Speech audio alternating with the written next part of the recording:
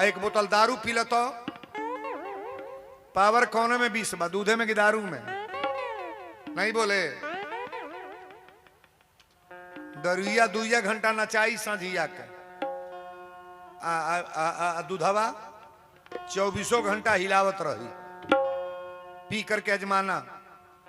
कोनो लड़का के डॉक्टर मास्टर इंजीनियर बनाओ बना बड़ी पापड़ बेल जाए इंगेज होई आ चोर बदमाश बनाओ तो सिक्सर थमा द कोई दई कटिया चौराहा पर जो ठोक दे बिन मौज जाई फलाने का लड़का बदमाश हो गए 10 नदिया दही लेता कहे न सोहनरिया से न से बेचा चली आव मलपुरा बैकुंठपुर है सजी को गांव बड़ा सही गांव का नाम हमरा याद बा अमही बा के सोहनरिया जरा बोरी है सब कथा हम कहलई बा है न सब बेचा चली आव लिखले हो भगवान तबे ओकर दोही बिकाई कोनो कोई फाटल बा कोनो कोई सरिया नहीं कोनो कोई बरसात ए मुजहनी में लेके 100 बोतल दारू बैठा तो एकर कह की बाणक नहीं है जू हम तो जानता धनौती में क्यों पियते नहीं हो पूरा गाँव में साधु हो हैं बुझे वाला बुझते बा वीरेंद्र बाबा तोर कथवा में नकदे बा दारू पिए वाला आदमी के खबर रहे कि तरकारी किने के बा दारू पिए वाला के खबर बा मेहरारू के का चाही दारू पिए वाला के खबर बा मेहरारू के गरिया वाला ना जाला एक तब पियले बा कुछ किलहू नहीं बा जाते मेहरारू के निमन कही गरिया से बात करी तो गलबा तोर दारू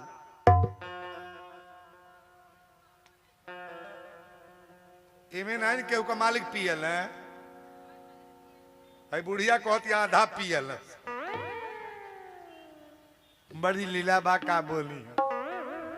अब आइए आज की कथा जो प्रारंभ होने जा रही है ध्यान से सुनना। आशुतोष भगवान शंकर जी आसन लगा के बैठ रहे हैं।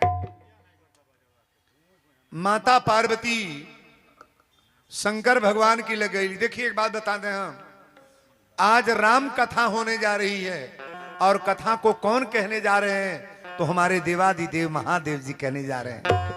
बोलो शंकर भगवान की जय। 4 चीज बताएंगे जेकरा परिवार में आज ले औलाद ना भइल बड़े पतोही के चाहे लड़की के बेटा ना बा बेटी ओकरा घरे औलाद हुई। जेकरा लड़की के शादी तय ना होता बेटी के बियाह तय हुई। जेकरा घर में हरदम बीमारी रहता ये बीमारी ठीक होगा लेकिन केवल यज्ञ पर कथा आज है। यज्ञ में आपको क्या करना होगा वीरेंद्र बाबा कथा को रखने जा रहे हैं। यज्ञ में आपको क्या करना पड़ेगा कि आपके घर में ही उन्नति होगी सुंदर भाव होगा। शंकर जी बैठल बानी माता पार्वती गैली कहली स्वामी आज रउरा से हमारे को प्रश्न बा। शंकर जी कहले बोला प्रश्न कौन बा? कली हमरा और अर्धांगिनी है अगर कोनो गलतो शब्द निकल जाता रुआ तन क्षमा करब।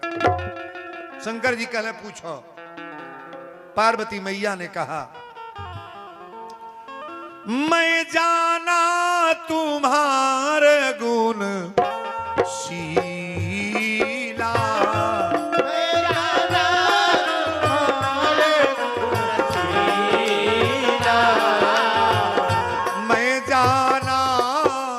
तुम्हारे गुण शीला कहू सुनहु अब रघुपति लीला। राम सिया राम सिया राम जय जय राम राम राम सिया राम जय जय राम। कथा जो सकल लोकहित कारी कथा जो सकल लोकहित कारी कथा जो सकल लोकहित कारी सोई पूछन सहसल कुमारी। राम सिया राम जय जय राम राम सिया राम जय जय राम। बोल दी शंकर शंकर भगवान की। जय। पार्वती मैया अपना पति देव भोलेनाथ के पास पहुंच करके पूछ रही हैं, स्वामी मैं आपसे एक निवेदन कर रही हूं। मैं जाना तुम्हार गुणशीला आ कहू सुनहु अब रघुपति लीला। कथा जो सकल लोक हितकारी आ सोई पूछन चाहे शैल कुमारी। एक सूचना हम दे दें, कई तरह के लोग इसमें हैं। अगर जय गुरुदेव के चेला हैं तो आप भी सुनिएगा, जय गुरुदेव के चेला हैं तो आप भी सुनिएगा, ओम शांति वाले हों तो आप भी सुनिएगा, राधे राधे वाले अगर होंगे तो आप भी सुनिएगा, निराकार को मानने वाले अगर हैं, निर्गुण ब्रह्म को, तो आप भी सुनिएगा, शिव चर्चा वाले हैं तो आप भी सुनिएगा, और राम कथा तो वीरेंद्र बाबा धारा परवाह बोलने जा रहे हैं। कोई व्यक्ति ये ना है कि मेरी कथा नहीं हुई, सबकी वाली मैं बोलने जा रहा हूं, और प्रेम से कथा को उतारने का प्रयास करो आप। शंकर जी ने कहा, देवी तुम्हारा प्रश्न क्या है बताओ। पार्वती मैया कही, स्वामी मेरा प्रश्न यही है, मैं जाना तुम्हार गुणशीला आ कहूं सुनहु अब रघुपति लीला। कथा जो सकल लोक हितकारी आ सोई पूछन चाहे शैल कुमारी। संसार को हित करने वाली कथा थोड़ा आप बताने का प्रयास करो कि इस दुनिया के लोगों का हित हो। शंकर जी ने कहा, कथा आपको क्या सुनना है। पार्वती मैया ने कहा कि साहब एक निवेदन मेरा है, अगर परमात्मा निर्गुण ब्रह्म है, निराकार लोग पहले गौर करेंगे, निर्गुण ब्रह्म को मानने वाले लोग गौर करेंगे बाबा क्या बोल रहे हैं। अगर परमात्मा को निराकार कहा गया है, निर्गुण ब्रह्म कहा गया है, तो सगुण होने की क्या आवश्यकता है। भगवान किसी का बेटा क्यों बनते हैं, भगवान किसी का भाई क्यों बनते हैं, भगवान किसी के घर का सदस्य क्यों बनते हैं। निर्गुण का मतलब कि निराकार। बीनू पग चलही सुनही बीनू काना।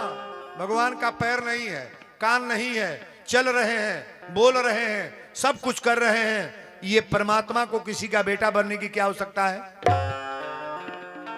शंकर जी ने कहा, देवी गौर से सुनना, आप जितने विद्वान यहां बैठे हैं, जल निराकार है।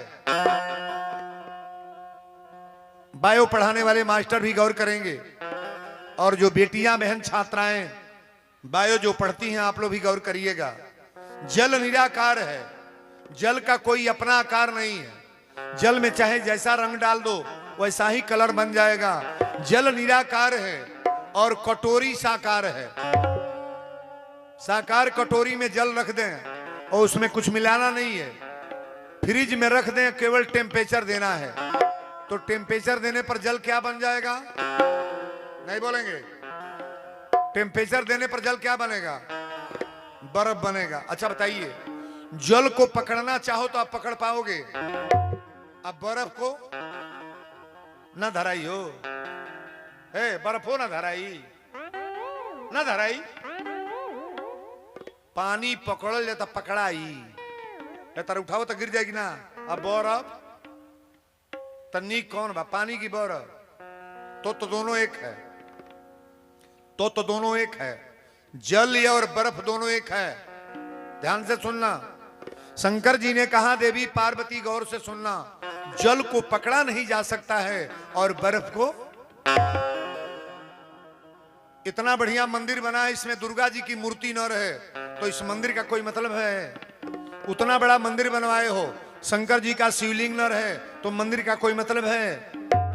शंकर जी ने कहा, देवी गौर करना, अगर भक्त उपासना करता है कि परमात्मा भजन करता है कि मेरा बेटा बन करके आओ, तो भगवान पुत्र बन करके प्रकट होते हैं। भक्ति में पूर्ण विश्वास हो तो मनु शत्रुपा बनो, दशरथ कौशल्या बनो, तुम्हारे घर में भी बेटा आएंगे। वासुदेव देवकी बनो, तुम्हारे भी पुत्र भगवान कृष्ण होंगे महाराज। कथा तो हम लोग सुनते हैं लेकिन पूजा का तरीका नहीं। एक बात और बताइएगा कि ऐसा धनौती में बात जेकर घर हनुमान जी के फोटो, दुर्गा जी के फोटो, गणेश भगवान के मूर्ति, दुर्गा जी के मूर्ति केकरे घर नहीं बा, कोनो जाति घर बा कि ना बा, सबके घरे बा। अगरबत्ती कपूर वाला लगना हो जो नहीं, मर्द बारी पतोहिए बारी नहीं, पतोहिया बेटुए बारी जर लगना, रोज रोज पूजा होता। और तनी हमरे और ताको, और वही घर में लहसुन प्याज डाल के अब बाजार से कटवा के आवता खौच खौच, और वही घर में तेल डाल के धुआं रहा दिया आइल बा, जहां देवी देवता का मूर्ति फोटो बा। ईमान से बोला वो घर में देवी देवता रही हैं कि भगी हैं? नहीं बोल गए, बोला हो हम चा का बोलो कोई इधर रही हैं, तो अब काहे होता है बाबा हमारे घर बीमारी बढ़ता, हमारे घर हो ही नहीं होता, हो नहीं होता, अरे बाप वो कुछ नहीं हुई। मैं बोल रहा हूं कुछ नहीं होगा। जिस घर में ऐसा कर्म हो रहा है उनके घर में जीवन भर बीमारी हटेगी नहीं, उनके घर में कभी शांति नहीं होगा। मैं बोल रहा हूं, अरे कम से कम देवी देवताओं से डरने का प्रयास करो ना। उस घर में हनुमान जी रहेंगे जहां धुआं रवा दिया था, दुर्गा जी रही हैं, लक्ष्मी पूजा के हतना दिया जरा जाता, गौरी गणेश के पूजा होता, सजी कर तड़ू जा, तब वो घर ही में का अरे बाप हो।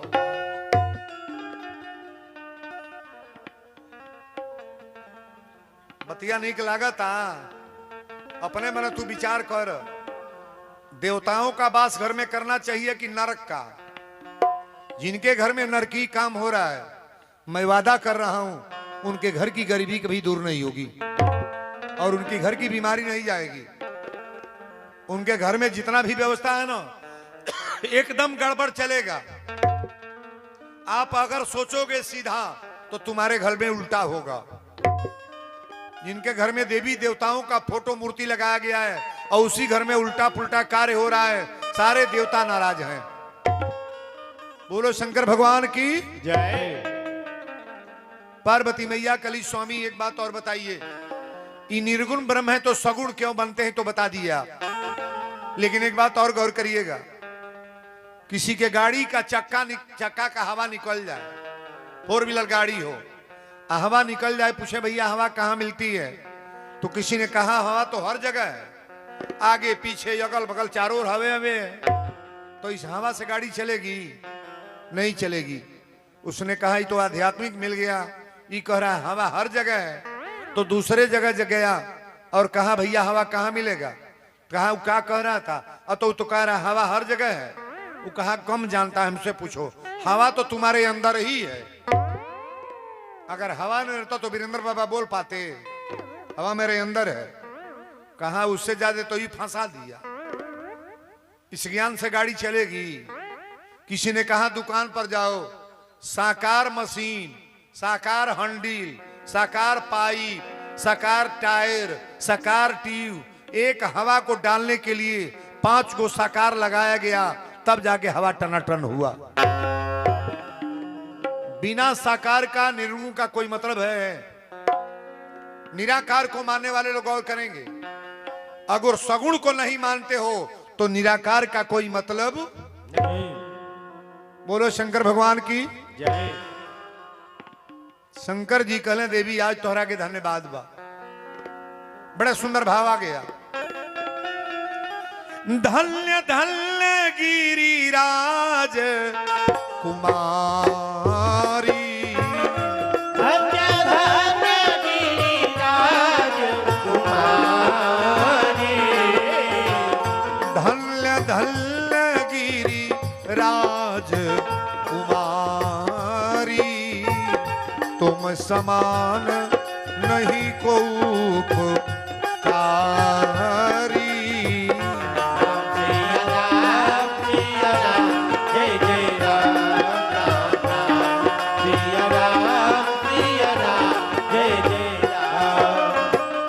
पूछे हूँ रघुपति कथा प्रसंगा, पूछे हूँ रघुपति कथा प्रसंगा, पूछे हूँ रघुपति कथा प्रसंगा, सकल लोक जग पावनी गंगा।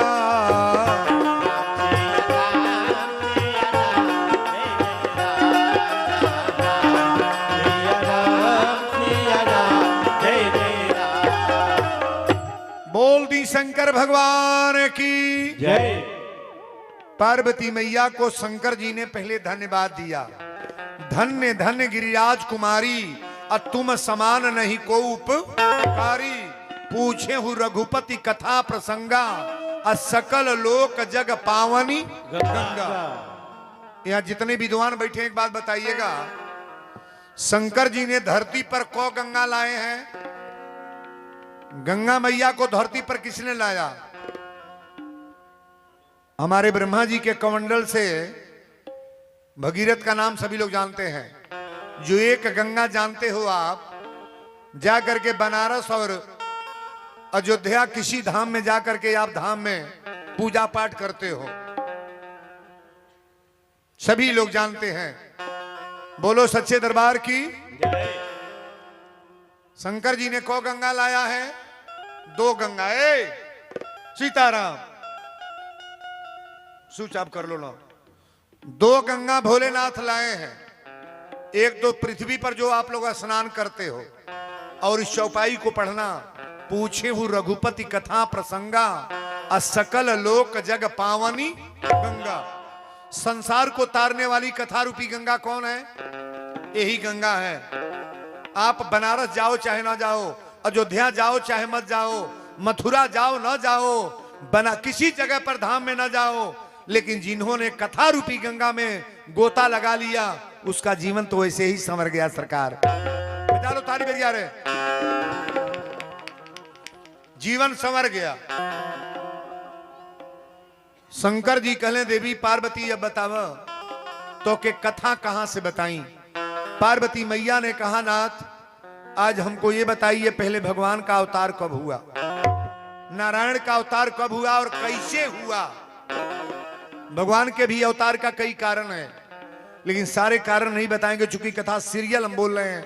अगर लंबा प्रसंग करेंगे तो कुछ कथा हो नहीं पाएगी। भगवान का अवतार धरती पर कब आए, राम जी का विवाह कब हुआ, राम जी का वनवास कब हुआ, सीता को रावण चुरा करके कब ले गया, राम जी रावण को मारकर और अयोध्या राजगद्दी पर कब बैठे हैं, ये सारी व्यवस्था बताने का प्रयास करो सरकार। शंकर जी तुरंत बोलने लगे, देवी अब गौर से सुनो, सरजू मैया बही है पश्चिम से पूरब पड़े, अयोध्या धाम है। बोलो अयोध्या धाम की जय। अयोध्या के रहने वाले चक्रवर्ती नरेश दशरथ महाराज, दशरथ जी के 3 गो रानी रहली। को गो? 3 गो। लेकिन दशरथ जी की यहां औलाद ना रहले। एक बेर शाम के बेरा दशरथ जी अपनी महल में अले तो कौशल्या बैठ के रोत रहली। दशरथ जी पूछने लगे कि रानी आप रो क्यों रही हो, किसी ने कुछ कहा है? कौशल्या ने कहा स्वामी मैं ये पूछ रही हूं कि हमारे अयोध्या में कोई दीपक जलाने वाला होगा कि नहीं। आपके न रहने के बाद मेरे घर में चिराग जलाने वाला कौन होगा? आज जेकरे घरे बेटा ना बाड़े वो महिला के चिंता बनल बगना, वो तो चिंता बाद में बा कि हमारे घर दिया के जराई, लेकिन सबसे चिंता बा गांव वाले नैहर ससुरा के लोगों के जिये नहीं देता। का वो कैसन भाई बझिनिये रही का? 10 वर्ष बीत गए, 5 वर्ष करा बच्चे ना भाई, बताइए उस महिला को कष्ट होता होगा कि नहीं। और बहनों से निवेदन करेंगे अपने मुंह से किसी को बाझिनी अच्छा ही ऐसा शब्द मत बोलना। अच्छा बेटा बेटी कोई हाथ से बनाता है, देने वाले भगवान ना है। भगवान जब देंगे तभी आएगा। देखिए खेती अपने हाथ से खरीद सकते हो, कपड़ा खरीद सकते हो, बिल्डिंग अपने विचार का बनवा सकते हो, लेकिन आप ये कह दो कि लड़का लड़की अपने हाथ से तैयार करें और काला गोरा बना लें, ये हो पाएगा? किनके हाथ में है? परमात्मा की हाथ में। कौशल्या रोवत रही। जब दशरथ जी पहुंचले तो कहली रानी तू रोवत कहे बड़ू? कौशल्या कली स्वामी आज ही बताई कि हमारा घरे पुत्र लिखल बड़े कि ना, हमारे घर में कोई औलाद होगा कि नहीं। दशरथ जी कहले रानी आज तकले पुत्र के तो चिंता कैलू ना, न तोहरे चिंता रहल न हमरे, लेकिन आज चलब गुरु के दरबार में, पहली चौपाई में यहीं से उठा रहा हूं।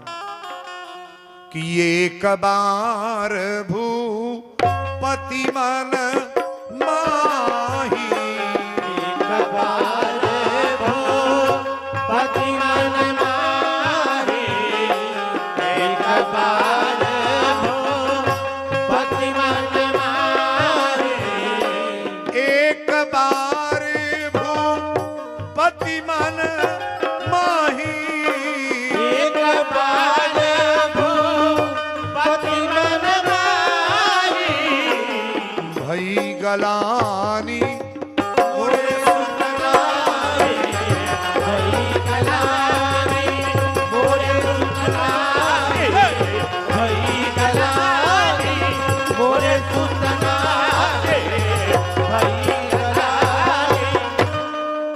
बोल दी अयोध्या धाम की। जय। जिनके वहां पुत्र नहीं हो भी गौर से सुनेंगे। आज जेकरी घर में पुरान से पुरान बीमारी बा वो सुनी, जेकरे घरे आज ले बेटी के बियाह तय नहीं होता वो ध्यान से सुनी। आज जिनके घर लक्ष्मी की कृपा नहीं हो पाती है, आप प्रेम से सुनने का प्रयास करो कि वीरेंद्र बाबा बताने का जा रहे हैं। बार बार नहीं, एक बार भूपति मनमाही, अब भई गलानी मोरे सुत। नहीं। गलानी माने चिंता, असुत माने पुत्र। दशरथ जी के चिंता भइल कि आज ले हमारा घरे पुत्र ना भइले, आज ले हमारी अयोध्या में पुत्र ना भइले, हमारी घरे औलाद ना भइले।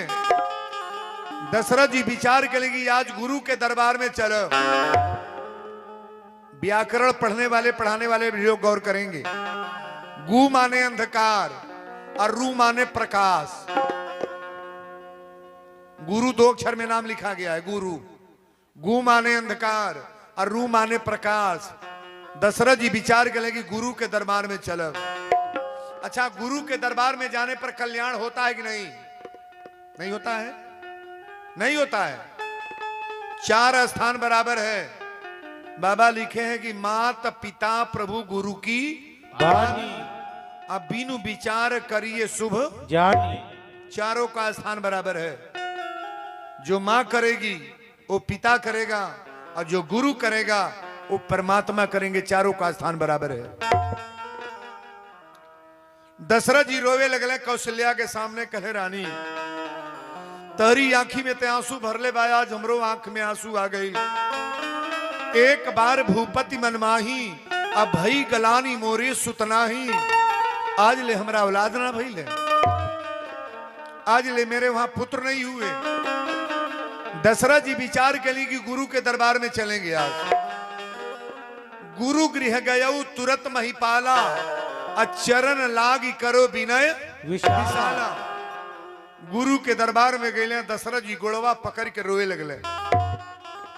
जवन कार्य आज उले नाई भइल बारे उरा घरे उ काम होई, तनी प्रेम से सुनब कथा। गोड़वा पकड़ के दशरथ जी रोए लगले। वशिष्ठ जी कहली राजन आप पहले आंसू पोछी और रोवत कहे बनी। सुख दुख सुख सब गुरु ही सुनायो, आ कही वशिष्ठ बहुविधि समूह जायो। जब दशरथ जी पैर पकड़ के रोवे लगले तो वशिष्ठ जी समझौले,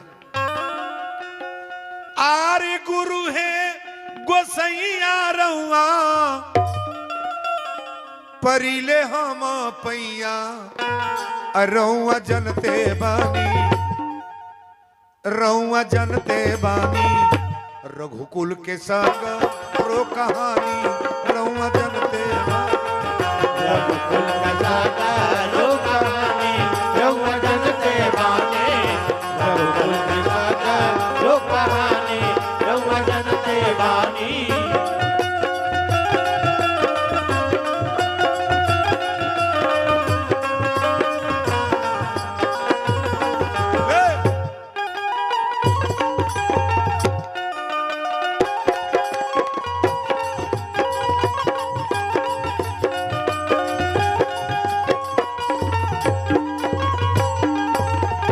घरवा में भरल बाणे सोनवा से चानी, घरवा में भरल बाणे सोनवा से चानी, घर ही में बाड़ी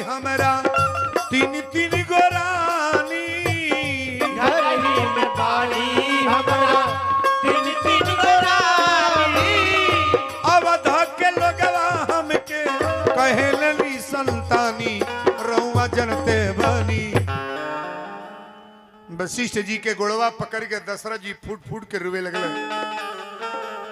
आज जौने महिला के परिवार में पुत्र ना बढ़े, ई कथा ओकरे दिल पर चोट करता कि ना करता कि बाबा आज हमरो घर एगो बेटा रही तो ई कथा में बड़ा दर्द होता। आज हम कहे जाता नहीं कौन ऐसा पूजा बा जौना कैला से पुत्र होई। मैं कथा बता रहा हूं। एक बार भूपति मनमाही अब भई गलानी मोरे सुतनाही, गुरु गृह गयऊ तुरत महिपाला, अचरण लागी करो विनय विशाला। सुख दुख सुख सब गुरु ही सुनायऊ, आ कही वशिष्ठ बहुविधि सम। जब दशरथ जी रोवे लगले फूट फूट के, वशिष्ठ जी कहे राजन आप चिंता मत करी। दशरथ जी कहे सले सरकार चिंता के कारण एक बा, हमारा राजधन के कमी ना बा, खेत बाड़ी के कमी ना बा, प्रॉपर्टी के कमी ना बा, और तीन तीन गो औरत बाड़ी आज ले हमारा घर में औलाद ना भइले। अच्छा दशरथ जी को गो पुत्र मांगे गए बड़े? कोगो कोगो हो एगो। आ गुरु जी कोगो देवे जाता है कोगो। यह कथा है, यह गुरु के महिमा है। आप लोग सजी काम धाम छोड़ के एल बनी, थोड़ा असली भी बात समझने का प्रयास करो। एक मांग रहे हैं लेकिन गुरु जी की महिमा को तुरंत वशिष्ठ जी कहले धरहु धीर होई हनी सूत चारी, धरहु धीर होई हनी सूत चारी, धरहु धीर होई हनी सुत चारी, त्रिभुवन विदित भगत भो हारी। राम सिया राम, जय जय राम राम राम, सिया राम, जय जय राम। बोल दी गुरु देवता की। लेकिन एक बात आपको बता दें, परमात्मा के दरबार में जाएं तो कभी चालू मत बनो, गुरु के दरबार में जाकर के चालू मत बनो, और कथा में आने के बाद भी चालू बनने का प्रयास। एगो चालू आदमी गए डॉक्टर के लोग, चालू भरना रहे चोरो रहल में तो के खल के हो ही ना, मोहर के करे पर लागल बा के कैसन बा, लेकिन भगवान लेबल लगा दिए हैं। फाइनल तो वहां रजिस्टर है, वहां यहां नहीं है। चोरो रहल आ चालुओ रहल। डॉक्टर के लगैले तो डॉक्टर कहले क्या बात है? तो सर साहब मेरे पेटे में बड़ा दर्द है, बहुत दर्द है। तो डॉक्टर कहले अल्ट्रासाउंड करा लो। अल्ट्रासाउंड करा के अइले तो डॉक्टर ने जब देखा एक्सरे को अल्ट्रासाउंड, तो कहा तुम्हारे पेट में पथली हो गया है, इसीलिए दर्द हो रहा है। तो कहले क्या करना पड़ेगा? तो परसों आना, तुम्हारा ऑपरेशन करेंगे। पथली का बीमारी ऑपरेशन बा। तो गईले ऑपरेशन करावे, चालू रहे चोरोर ऑपरेशनवा। डॉक्टर कैले आवे के बेरिया उनका मोबाइल चोरा के लेके चल आई। केकर मोबाइल चोरा ले आई? जे चीरल फारल, उ तो इनका भलाई कैले से मोबाइल चोरा ले गए। डॉक्टर कंपाउंडरों से पूछने लगे कि मोबाइल रखे हो? मोबाइल कंपाउंडर लोग बोले साहब मैं नहीं रखा हूं। अस्पताल में कोई चोर कैसे रहेगा? कहले ओ जौना के ऑपरेशन कैले बनी ओकरे कपड़े में ऊपर धैले रही हो, अब ममोर के धीरे से उठा ले। डॉक्टर कहले चलो बेटा बढ़िया तो है, टांकवा कटवाने ते अबे करो। नहीं है टांका कटवा ही ना। हाँ तब 12वां दिने बोलो रहे डॉक्टर। 12वां दिने गईले तो डॉक्टर से कहले साहब मेरा टाइम हो गया, टांकवा काट दीजिए।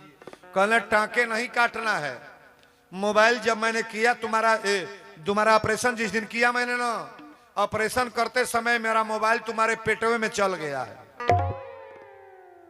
पेटवे मैंने डाल के टांका लगा दिया। अई तो चुरौले बा जनते बा, अभी बुझल फिर पेट फौरी है। कल से साहब मोबाइल पेटे में नहीं बा, थैली में ही का धैले बानी। कहां तक चालू बनोगे? पकड़ा के लगना। हाँ तो 40 वर्ष में अपन बर्थडे मनौले, 40 ऑर्केस्ट्रा ड्रामा नाच खूब करौले, काजू बादाम खूब लुटौला, रुपया पैसा। अब 5 मंजिला पर जाके एसी कमरा में सुतल रहे तो ले टप दे जमराज आ गई, ट्राक दे जमराज फाटक खोल ले। कहले कौन हो? कहले मैं जमराज हूं। कहा कि तुम काहे लिए आ गए अंदर? जमराज ने कहा मेरा आदेश लेने की जरूरत नहीं है, जिनका जब टाइम आता है मैं ले लेता हूं। तुम्हारा टाइम समाप्त है, तुमको जाना है। अभी चालू आदमी रहे, कलश कैसे पहुंचो? कहला काजू आ बादाम, अखरोट, पिस्ता, रसगुल्ला, बर्फी 100 गो आइटम हेतर धरवा दिलस। कहल सब ते हमारा जही के बतन हमें से खा ले। जमराजो लालच में पड़ गई, सजी लगल खाए, खात खात इनका पेटा फूल गई। कहला तनी अब गैस बनल बा, तनी आराम करो। जमराज वही बेडे पर सूत गई। अब जब सुतल तो चालू आदमी सोचा था कौने रजिस्टर में हमार नौआ लिखल बा, कहाँ ले ले बड़ा, मुड़ी तर दाब के सुतल रहा। जमराज के मुड़ी तर से रजिस्टर खींच ले लेके अपन नाम उपने रहे जो से मिटावल जाला, अच्छा मिटा दिलस और सबसे नीचे अपन नाम लिख दिलस। कहलो सब 4 साल के छुट्टी। जमराज उठना तो कहले चलो। कहले ठीक है मैं तैयार हूं। जमराज ने कहा तुम्हारे भक्ति से मैं प्रसन्न हूं, मरने वाला आदमी कोई खिलाता नहीं है, तुम्हारे सेवा पर मैं प्रसन्न हूं। एक काम करूंगा, रोज ऊपर से गणना किए हैं, आज नीचे से गणना हम करूंगा। कहले तो फैलिया गई हम धनौती के लोग खल के बाघ ना, कहा ले पोती पात के लिखबा ये बबुआ, धरा जाइबा। कभी गड़बड़ मत करो, परमात्मा के दरबार में गड़बड़ करने का प्रयास मत करो ना। गड़बड़ करने वाले का गड़बड़ हो जाएगा, उल्टा सीधा करने वाले व्यक्ति का उल्टा सीधा हो जाएगा, कोई दो राय नहीं है। कर भला तो हो भला, कर बुरा तो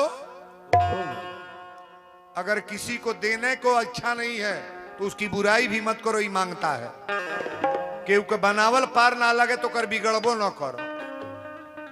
रास्ता दिहलो के पारे ना लगता और कर पड़ोहे बन करवा दो, हो तक नहीं कूल धनौती में नहीं हो तो ही कूल। लोगवा चंपियन बूझे वाला तो बुझते है कि बाबा एक गांव पर तो खरमंडल बा का कहल जा, लेकिन बबलू भैया बाड़ा मुखिया, इनके अध्यक्षता में जौन कार बिगड़ा ही नहीं के घटाई पकड़ा लोग। बड़े अच्छे व्यक्ति हैं, हमारा तो बुझाता सबके साथे मिलजुल कर रहे वाला अगर बाड़ा तो ये बाड़ा। बबलू की बुराई किसी के मुंह से मैंने सुना नहीं, चाहे जो भी बिरादरी के लोग हों। बबलू अच्छे हैं कि नहीं है? तन हाथ रह के सब लोग तो हथवा उठा लो, कौन लिखो जन बड़ा लोग बड़ा ताली कड़कड़ा के कहो तो सब मुकदमा चलता का बाबा से है तर दाबा तोड़ू है तर कर तोड़ू, उठाइए हाथ बरिया रे तो बड़ा ताली कड़कड़ा। अब बुझाई लगी हाँ सब बबलू के तरफ से बा। अच्छा व्यक्ति हो तो उसका साथ देना चाहिए। मैं चुनाव प्रचार नहीं करने आया, तो जीतले बालो तो जीते ही हैं, लेकिन अच्छा बबलू से भी निवेदन करेंगे ऐसा करेंगे या जीवन आपका पद बना रहे, करना चाहिए। और बबलू की कोई शिकायत करने वाला मेरे पास नहीं आया कि बाबा बबलू बाबा में गड़बड़ी है। अगर अच्छे आप लोग हैं तो अच्छा विचार रखेंगे और अच्छा रखना भी चाहिए। अब देखिए जो जग वाली बात आ गई, जो रोला के हम बतावे जाता नहीं, ध्यान दे। गुरु वशिष्ठ जी का कहले, धरहु धीर होई हनि सुत, को गो पुत्र दे तड़े 4 गो। अब वशिष्ठ जी अपने बल पर ना दिले, हमहू वरदान देव आशीर्वाद देव तो अपने बल पर नहीं। मैं भगवान का भक्त हूं और भक्त का परमात्मा सुनते हैं महाराज। आपके लिए मैं प्रयास करूंगा कि आपके घर में औलाद हो, आपकी घर बीमारी दूर हो। मैं भगवान से निवेदन करने जा रहा हूं। और किससे? तो 33 करोड़ देवताओं का आवाहन हुआ है। जगसाले पर 33 करोड़ देवता आए हैं। माननीय श्री आचार्य पंडित वीरेंद्र जी का आगमन इस जगशाले में, मेरा नाम इनका भी है। कितने जग में हम लोग एक साथ रहते हैं। विद्वान तो गोपालगंज जिले में बहुत हैं, लेकिन वीरेंद्र पंडित जो हमारे हैं ना, श्री वीरेंद्र पंडित आचार्य जी, इनका कितना बड़ाई हम करें और क्या क्या कहें आपसे। हम डॉक्टर बनना असाधारण है, मास्टर बनना साधारण है, इंजीनियर बनना साधारण है, संसद सभासद मुखिया बनना साधारण है। ये सरल है, सब सरल है, लेकिन सरल बनना बड़ा कठिन है। हमारे वीरेंद्र आचार्य जो पंडित जी हैं ना, ये सरल विचार के हैं महाराज, और सरलता इनकी कितनी बड़ाई हम करें।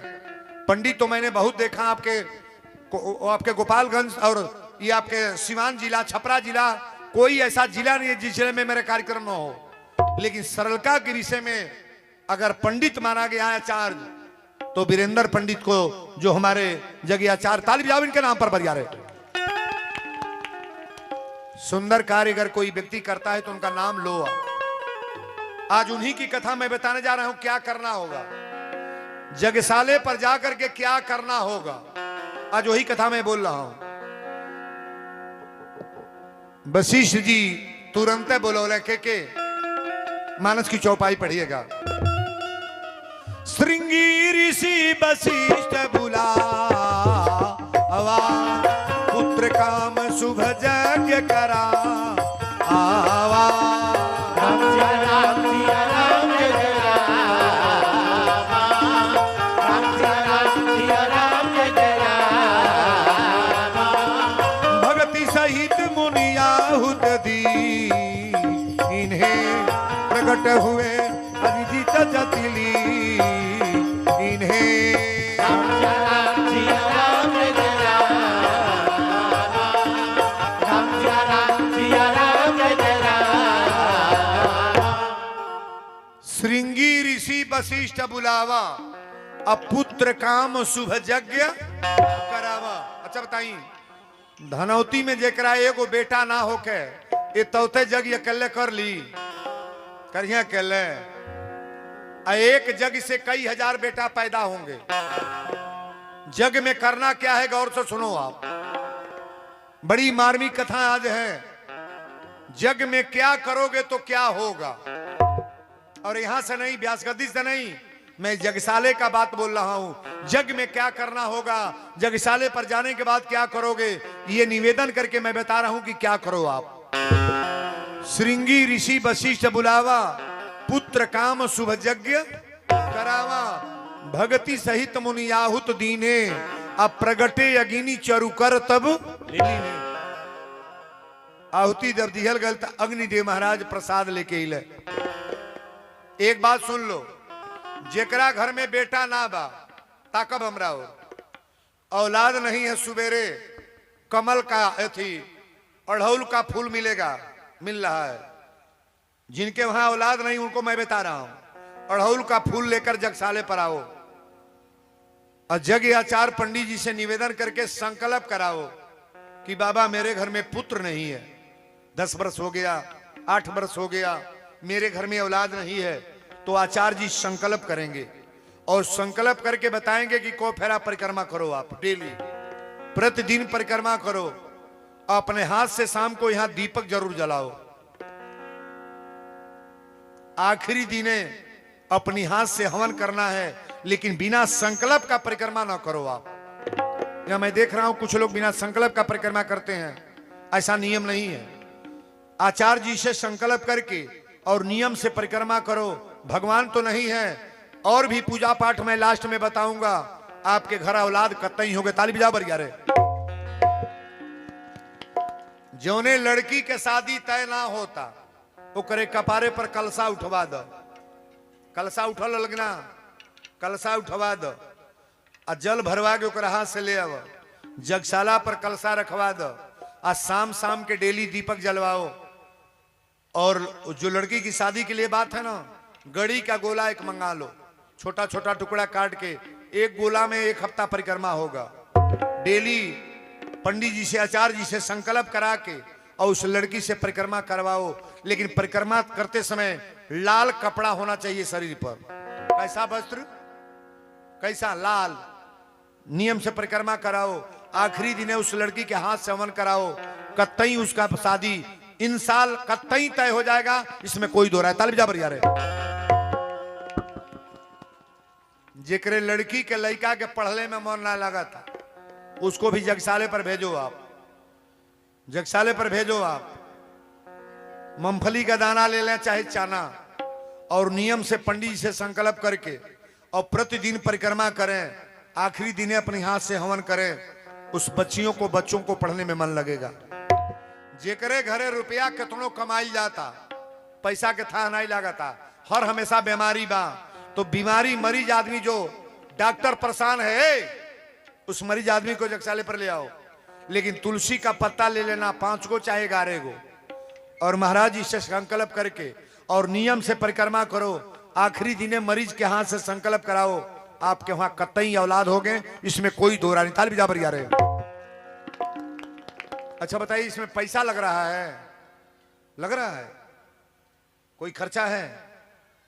जब सुनोगे प्रेम से तब ना बताएंगे। हाँ, खाली यह नहीं कि जग होता चले कहीं देखे, चले कहीं कोरे ना, ये जान लो कि जग काहे कराया जा रहा है।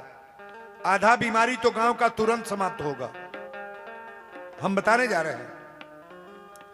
यह प्रसाद लेके दशरथ जी अपना घरे गईले, तब ही राय प्रिय नारी बुलाई, कौशल्या दी तहां चली आई। अर्ध भाग्य कौशल्या दीना, अभय भाग कर यादे कीन्हा। प्रसाद जो ले ले, खीर के प्रसाद रहे, गोला बनल रहे, आधा प्रसाद कौशल्या जी के दिए है। कौशल्या के को बच्चे हैं? हाथ उठाइएगा। कौशल्या के को लड़का? एगो। केकई के को गो? 2 अंगुरी वाला गलत बा। 1 2 गो पुत्र किनके हैं? महारानी सुमित्रा जी के। तीनों जनी प्रसाद पावल लो।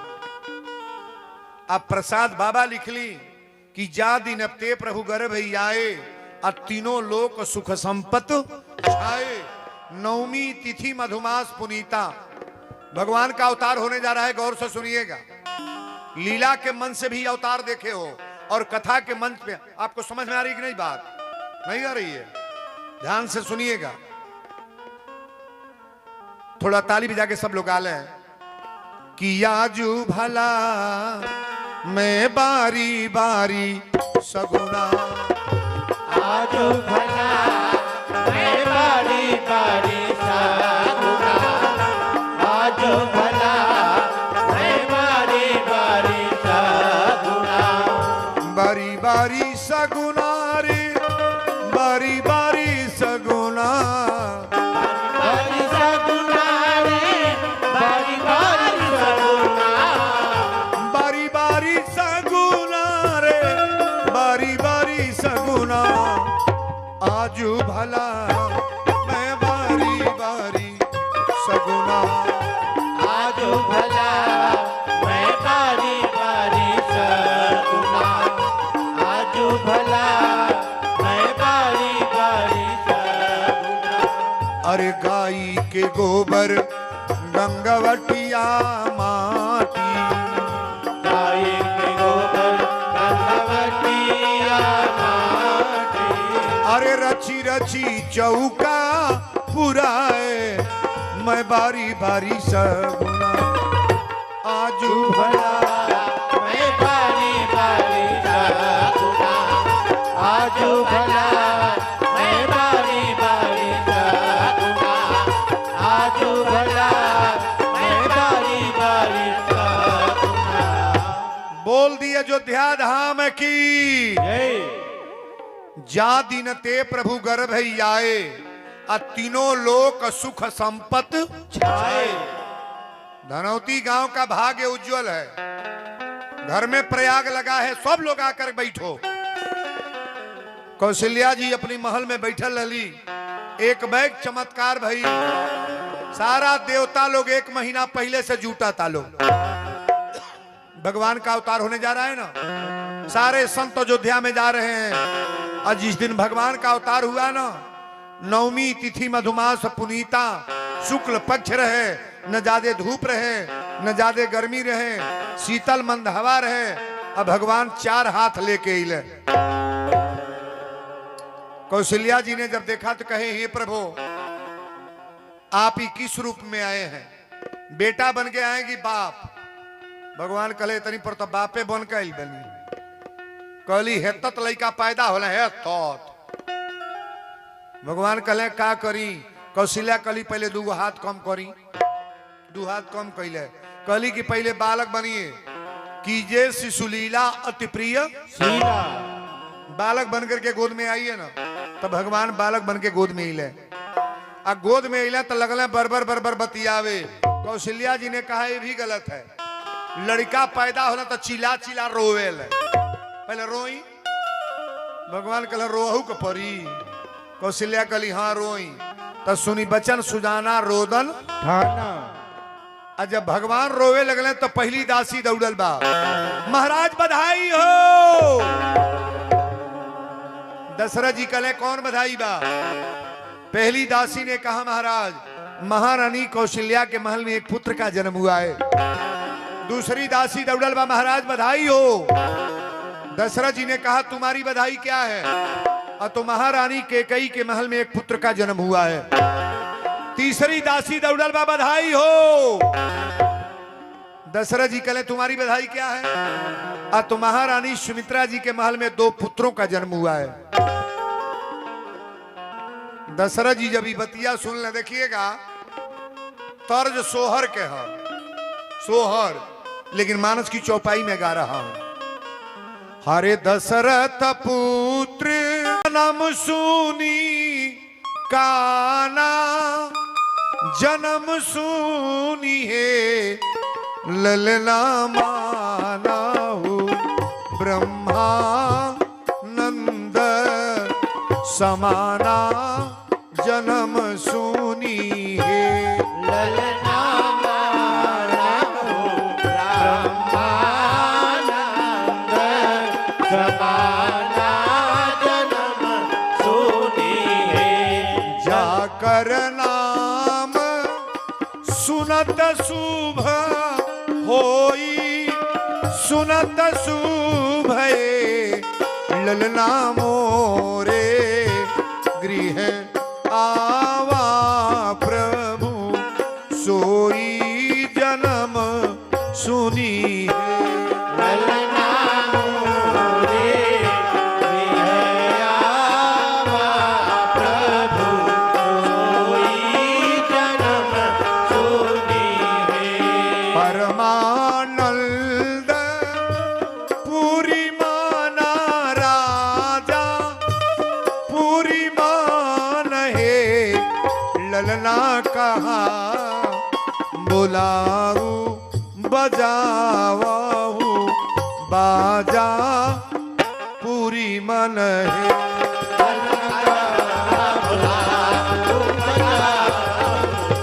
आजा पूरी मन है।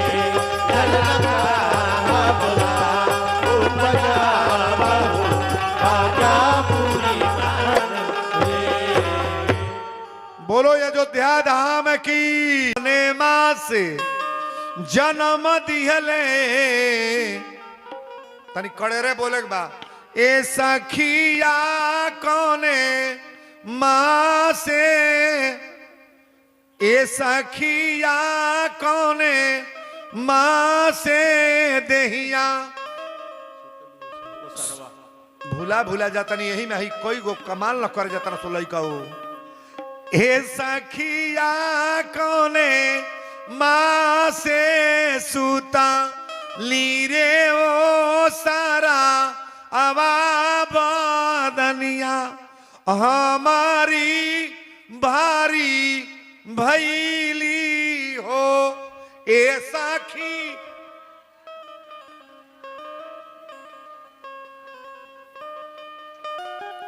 तन छुपाई लोग, अरे छुपा जाओ तोरे गावल बजाव।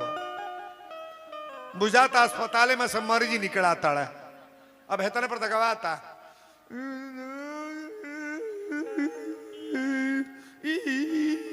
तोरे गावल बजा। यही तरह सोहर गावाला कड़ेरे बोला, हे दुर्गा माई, हे अकटहा भगवती, जे जे कड़ेरे गावाता ओकरे घरे बेटा होके नाती होके बधाई बाजो, आ जे जे बहटियावता कह दी अबे कहियो दे। बोल कड़ेरे, हे सखिया कौने माँ से सूता लीरे ओ सारा आवा बदनिया हमारी भारी भैली हो।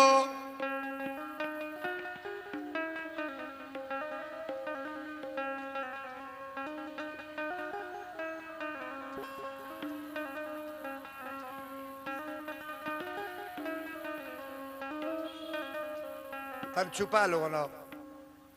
अच्छा आज भगवान के जन्म महोत्सव केकरा केकरा अच्छा लगा था तन हाथ उठाए, जेकरा बढ़िया लगा तो कोई उठा ले, तन ताली बजा बढ़िया रे तो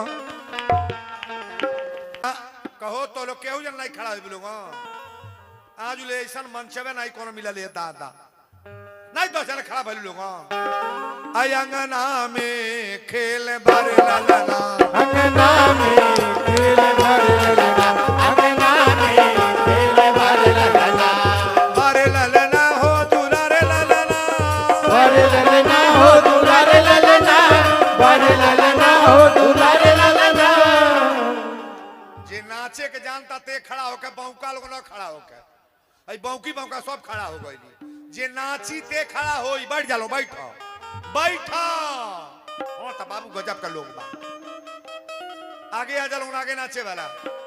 अरे बारे ललना हो दुलारे ललना, भर ललना हो दुलारे ललना, भर ललना हो दुलारे ललना, अंगना में खेल बारे ललना, अंगना में खेल भर ललना, अंगना में खेल भर ललना।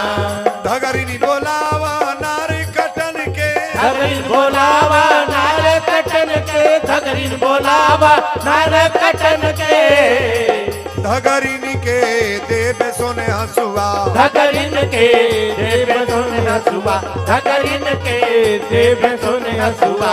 अरे ननद के बोलावा सौरी लिपि की, ननद के बोलावा सौरी लिपे के, ननद के बोलावा सौरी लिपे के, ननदों के देव जोड़ा कंगना, ननदो के देव जोड़ा कंगना, ननदो के देव जोड़ा कंगना।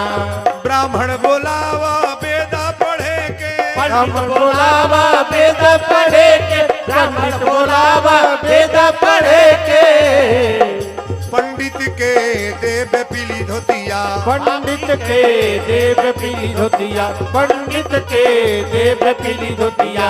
वीरेंद्र के बोलावा सोहर गावे के, तिवारी के बोलावा सोहर गावे के, तिवारी के बोलावा सोहर गावे के, बाबा के देव पीली धोतिया, बाबा के देव पीली धोतिया, बाबा के देव पीली धोतिया, बाबा के देव पीली धोतिया, बाबा के देव पीली धोतिया, बाबा के देव पीली धोतिया।